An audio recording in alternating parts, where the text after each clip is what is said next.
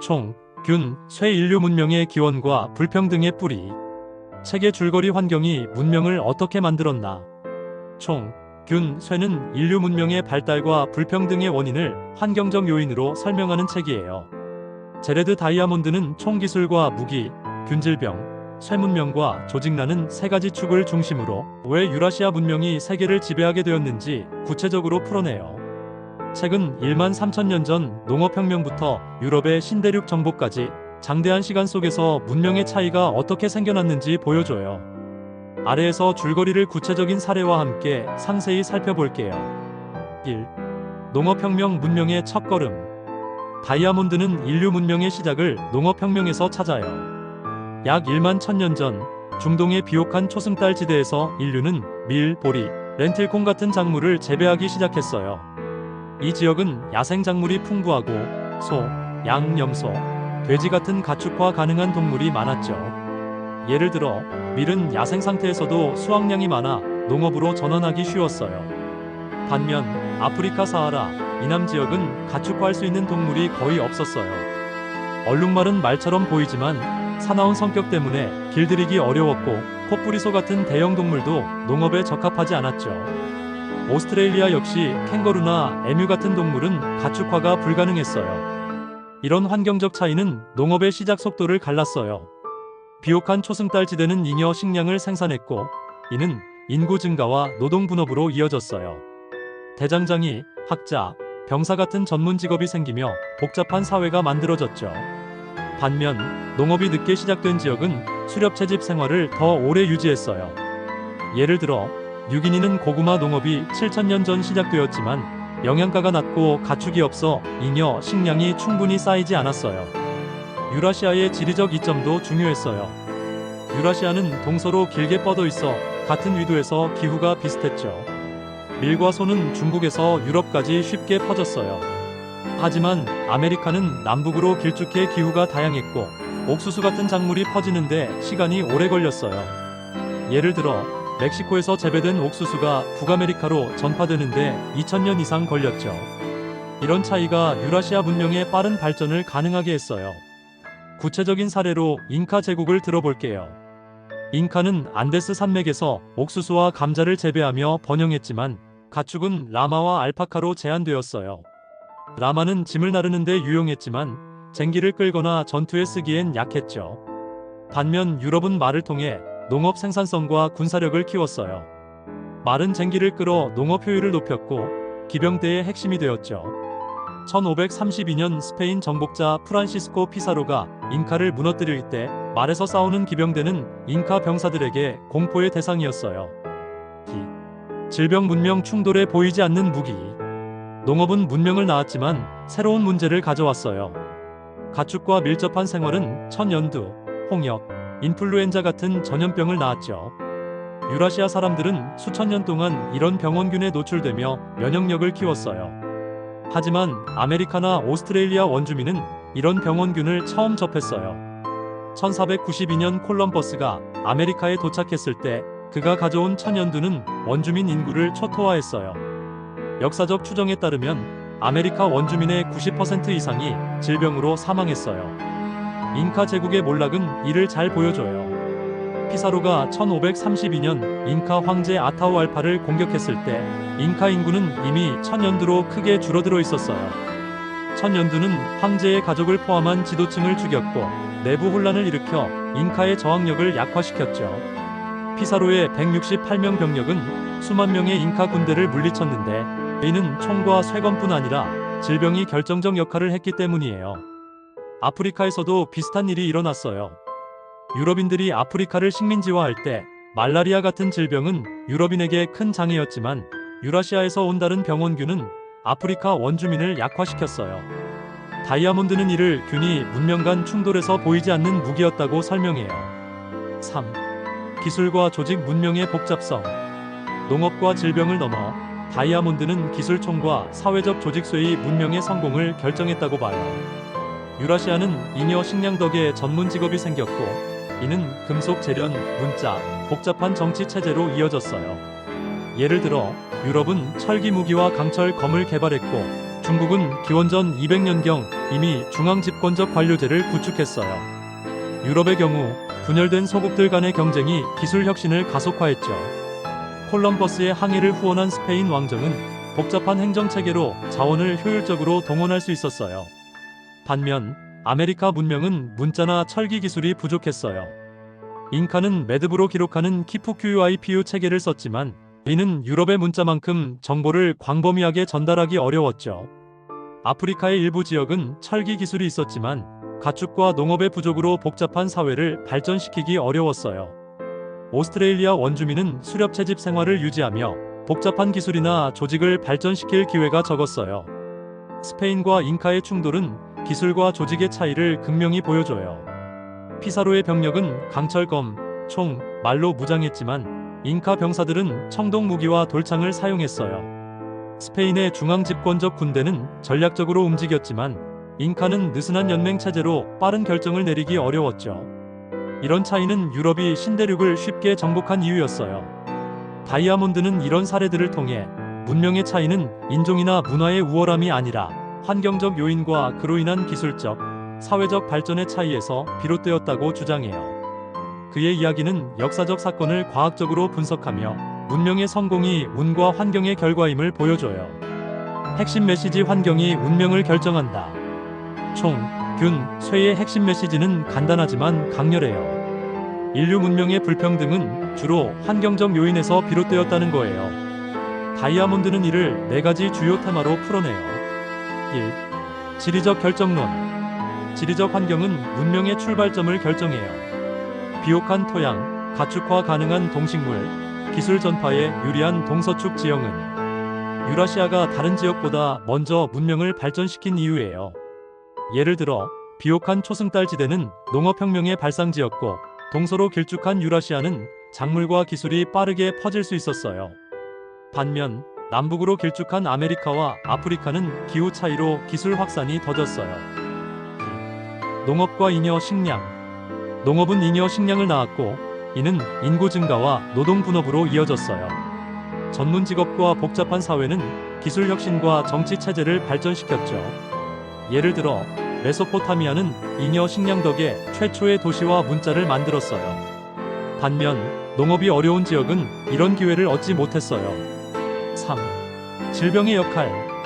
가축과 밀접한 생활은 전염병을 낳았지만 면역력을 키웠어요. 이는 유라시아 문명이 신대륙을 정복할 때 결정적 무기가 되었죠. 천연두는 잉카와 아즈텍 문명을 무너뜨린 주요 원인이었어요. 다이아몬드는 질병이 군사력만큼이나 문명 충돌에 큰 영향을 미쳤다고 봐요. 4. 기술과 사회적 복잡성. 잉여 식량은 계층 사회와 중앙 집권적 정부를 가능하게 했어요. 복잡한 사회는 군사력, 행정력, 기술 개발에서 우위를 점했죠. 유럽의 경쟁적 소국 체제는 기술 혁신을 가속화했고 이는 신대륙 정복과 세계 지배로 이어졌어요. 다이아몬드는 이런 요인들이 개인의 능력이나 문화적 우월함이 아니라 수천 년에 걸친 환경적, 생물학적, 사회적 상호작용의 결과라고 강조해요. 그는 인종주의적 설명을 단호히 배격하며 문명의 차이는 환경의 우연에서 비롯되었다고 주장해요. 시사점: 과거에서 배우는 현재와 미래. 총, 균, 쇠는 과거의 역사를 설명하는 데 그치지 않아요. 이 책은 오늘날의 문제와 미래를 생각하는 데 깊은 시사점을 던져요. 아래에서 주요 시사점을 구체적으로 살펴볼게요. 1. 불평등의 구조적 원인. 오늘날의 경제적, 사회적 불평등은 역사적 과정의 결과예요. 아프리카나 남아메리카의 빈곤은 단순히 현재의 정책 실패가 아니라 환경적 제약과 식민주의의 유산에서 비롯되었어요. 예를 들어 아프리카 사하라 이남 지역은 농업과 가축의 부족으로 문명이 늦게 발전했고 유럽의 식민 착취는 자원을 고갈시켰어요. 이를 이해하면 불평등을 단순히 개인의 노력 부족으로 치부하지 않고 구조적 해결책을 모색할 수 있어요. 2. 환경의 지속 가능성.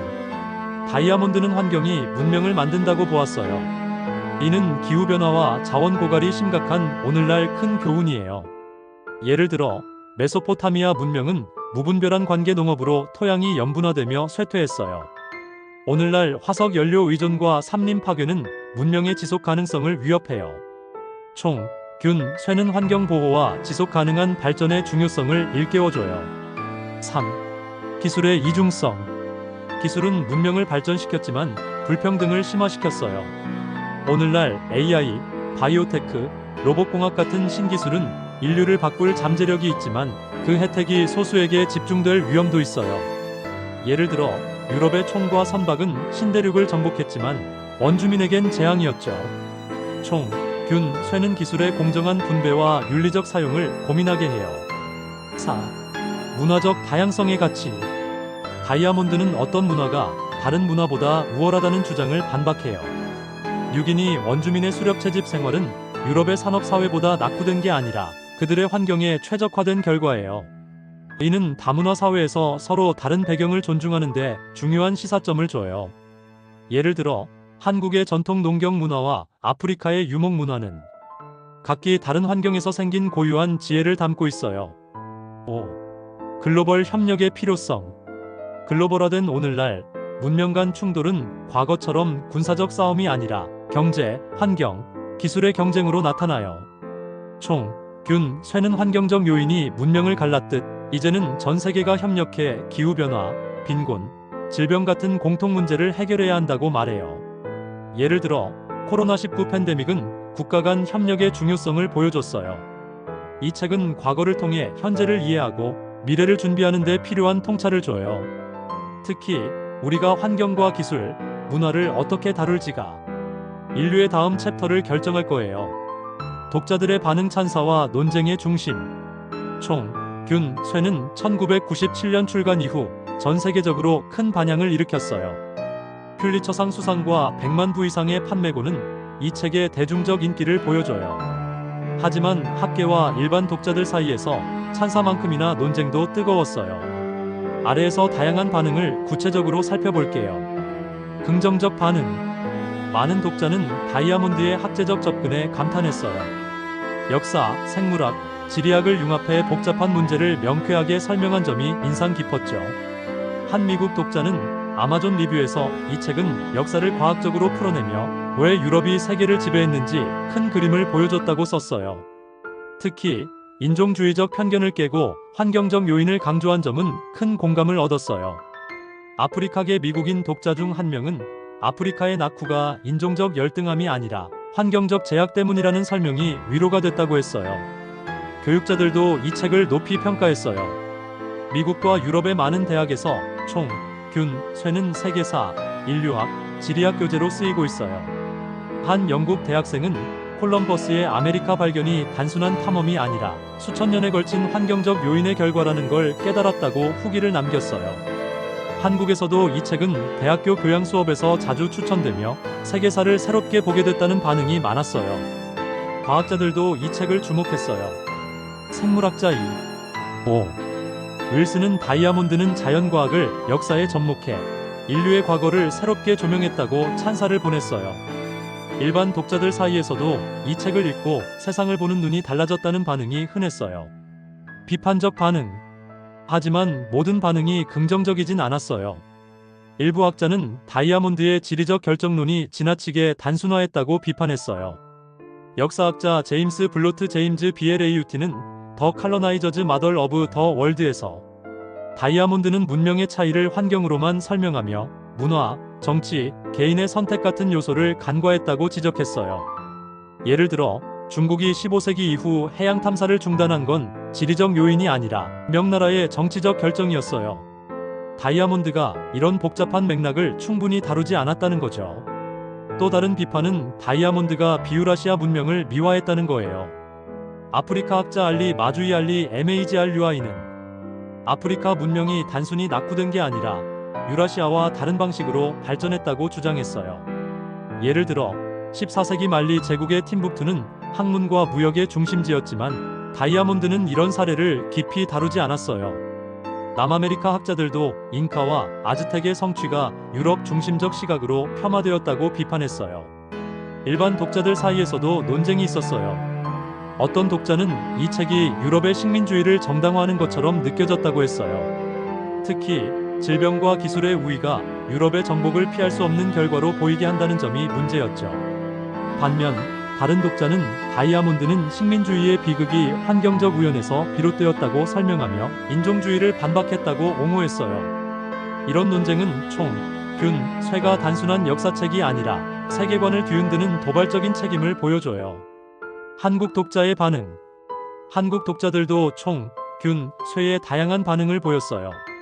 많은 독자는 한국의 빠른 경제 성장 한강의 기적을 다이아몬드의 틀로 해석했어요. 한 독자는 네이버 카페 후기에서 한국은 유라시아의 동쪽 끝에 있어 농업과 기술 전파의 혜택을 받았고 쌀농사로 잉여 식량을 쌓아 문명을 발전시켰다고 썼어요. 특히 한국의 지리적 위치가 중국과 일본을 연결하며 기술과 문화를 빠르게 흡수한 점을 긍정적으로 봤어요. 하지만 반대 의견도 있었어요. 한국의 성공은 지리보다 교육열, 정부 정책, 문화적 요인이 더 컸다는 주장이 많았죠.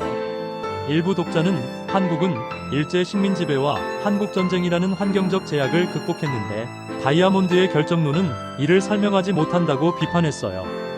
특히 한국의 전통 유교 문화와 근대화 과정에서의 민족적 단결력이 환경보다 큰 역할을 했다는 의견이 강했어요. 젊은 독자들 사이에서는 환경 문제에 대한 관심이 두드러졌어요. 한 20대 독자는 이 책을 읽고 기후변화가 현대 문명에 미칠 영향을 생각하게 됐다고 했어요. 또 다른 독자는 한국의 산업화가 환경을 파괴한 대가를 이제 치르고 있다며 다이아몬드의 환경 중심 논리가 현재에도 적용된다고 봤어요. 마무리 여러분의 생각은 어떤가요?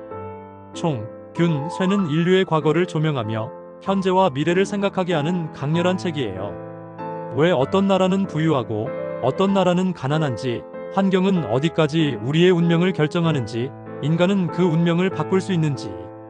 이 질문들은 수천 년 전이나 지금이나 여전히 중요해요. 이 책을 읽으며 여러분은 어떤 점을 느꼈나요? 다이아몬드의 지리적 결정론에 동의하시나요? 아니면 문화, 정치, 개인의 선택이 더 큰 역할을 한다고 보시나요?